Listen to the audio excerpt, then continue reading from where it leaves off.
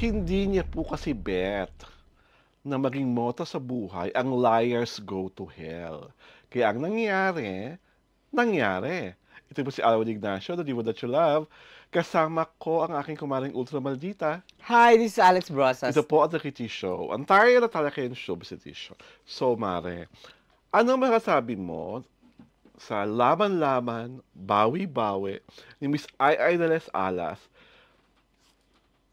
para sa citizenship or green card ng kanyang ex-husband na si Gerald Sibayan? Go! What can you say? Your premise kanina is parang liars go to hell. Oo. Ang drama nung laos na komedyante, di ba? Yes. Oo. Oo.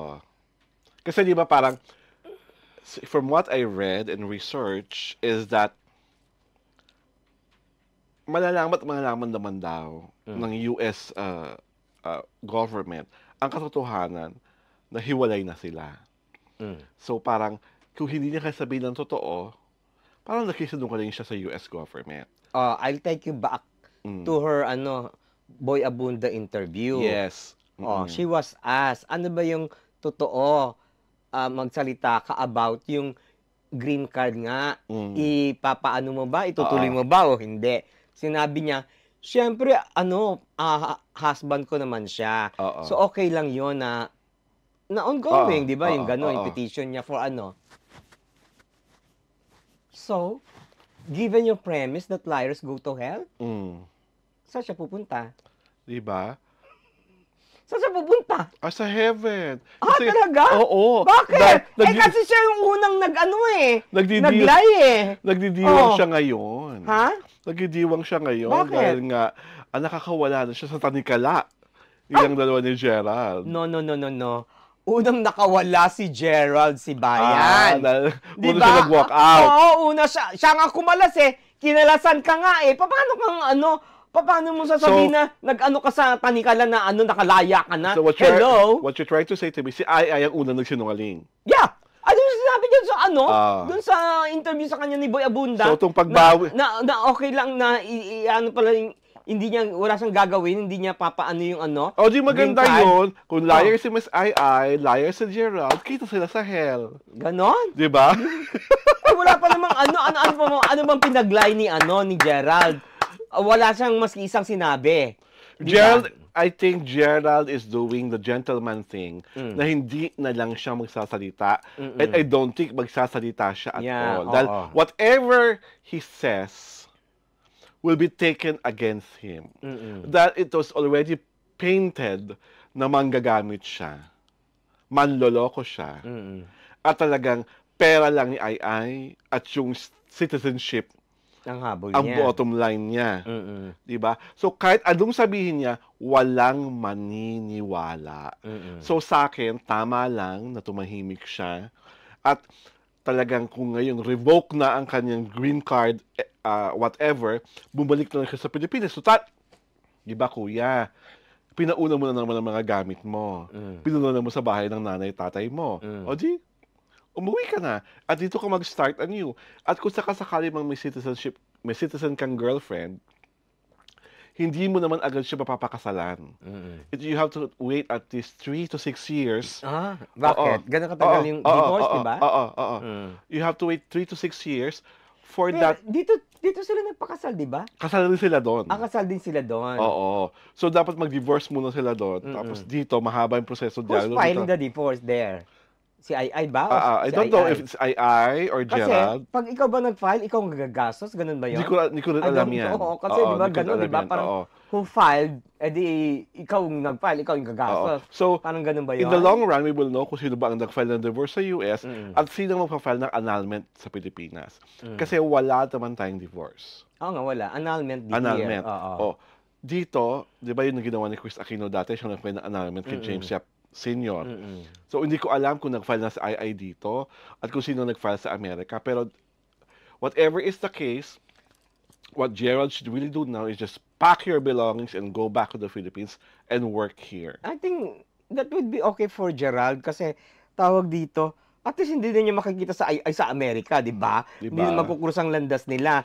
Pangalawa, maybe, he saw it coming kasi alam niyang gagantihan siya ni Ai, di ba? Di ba? Ano mo, di ba? Sabi nga sa English, hell hath no fury like a woman scorned. Di ba? Yun ang nangyayari. At the end of the day, magkikita pa lang sa Pilipinas dahil pag gumulong ang legal annulment case, magkikita sila sa korte. Pero later in the end na yun, hindi sila alam ko hindi sila pagsasabayin. Parang you have your day, she'll have her day, di ba? Parang gano'n. And then eventually, paghaharapin kayo sa mediation. Ganun diba? pa rin yun. Ganun nga. Kaya nga. Para magharap sila. Pero yun nga, sa akin, Gerald, sa akin, we are not trying to lionize you. Alam namin marami kang pagkakamali kay Miss De Las Alas. Pero at the same time, when you fell in love with her, you were like 20 years old. And she was like in her 40 plus already.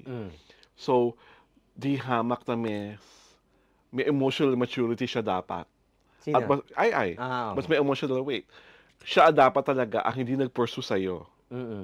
Di ba? Yeah. Dahil, alam mo namang kaidara ng anak mo, kaidara ni Sancho, ang ex-husband mo.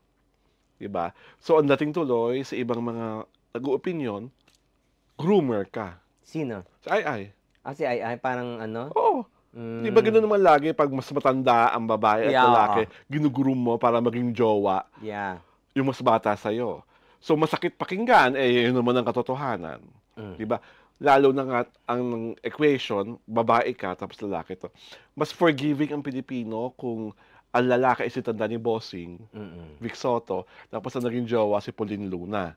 Kahit pag gaano kalaki yung agwat, tanggap. Kasi nga, napaka-macho ng society natin, di ba? Well, at isa yon sa mga binabato sa iyo ngayon ng mga pro-Gerald. Kung sa kanila, ang dating, alam mo naman bata bakit mo pa pinursu? Parang, bakit ikaw ang, di ba? At saka tawag dito. And even if sabihin mong, he was already of voting age. 20 plus lang nung pinakasalan niya.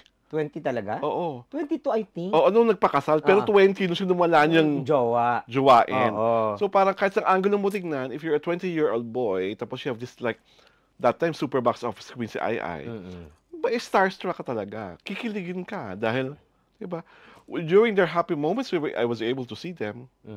Di ba? We had breakfast there, di ba? Nung dinala tayo sa bahay dati for Christmas, di ba? Kita mo naman talaga na parang minahali naman talaga siya ni Gerald. Parang kasi now it's already a different ball game. So whatever happened between that honeymoon era and the present era now, it's only Gerald and I who could answer. And you must remember, yung 10 years na in-spend ni Gerald din. Kasi 10 years silang magkarelasyon And people nga are saying, di ba, na ikaw ang umubos sa kabataan ni Gerald. Di ba? Kumbaga, whatever, yung ino-opinion ng iba, na whatever is happening to you right now, kumbaga, hinit-hit mo yung kabataan ng lalaki. Kaya siya biglang naging tumaba, nagmukhang mature, because hindi mo man aminin ni Miss Eileen, pinataba mo talaga yung jowa mo.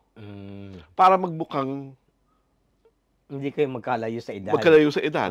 Di ba? And that's a natural fact. Ganun naman talaga ginagawa ng mga babae sa mga asawa nila. Pinapataba nila para hindi maagaw ng iba. Kaso, kahit mataba na, matulis pa din. Naagaw pa rin ng iba. Di ba? So, sa akin lang, sana, sa susunod, huwag na tayong magsasabi ng mga pronouncement na parang, ito na yon. Ito na talaga. Kasi doon sinabi mo sa Abunda, parang may tandang-pandamdam, di ba? Tsaka hindi Alam mo, fascinated din ako dito sa story na to. You know why? Why? Kasi, parang wala siyang aksyon doon sa other girl. Di ba? Kasi, ang boost ng aksyon niya kay Gerald. Kay Gerald. Which is tama lang naman talaga si Gerald ang tira-tirahin niya. Paano yung other woman? The other woman diba? will... Kasi, ibig sabihin, wala pa siyang concrete proof about the other woman.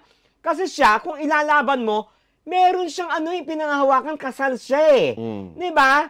Pero wala siyang concrete proof pa na hindi mapangalanan yung girl. Di ba? Hindi maibigay yung identity ng girl. Although parang sinasabi lang, parang Pilipina. Di ba? I would like to believe na baka mamaya, advice yun ng mga abogado niya. Na wag mo nang benggahin si girl. Hindi, kasi baka may makaladkad din yung girl sa kanya. Well, may masabi din, di whatever ba? is the case, o baka rich din yung girl, di ba? Whatever is the case, Miss Eileen, kung nanonood ka, at ang lahat ng mga taong nagmamahal at kumakampi sa iyo, syempre pa, inaanyayahan namin kayo mag-subscribe sa aming YouTube channel sa Jayo Tirada at panoorin ang Chrissy Show sa aming Facebook pagina. Itinatanghal po ang Chrissy Show tuwing Sabado at Linggo, alas 4 ng hapon. Kaya ano pa nga ba, blooming, syempre, para hindi kayo maiskupan, join us, love us, at syempre pa, mag-subscribe na kayo sa amin. Ito po si Alwin Ignacio, the diva that you love. Kasama ko ang aking kumaring Ultra Maldita. Hi, this is Alex Brosas. Ito po ang The Kitty Show. Ang tayo na talakayin showbiz edition. Magandang Sabado po sa ating lahat.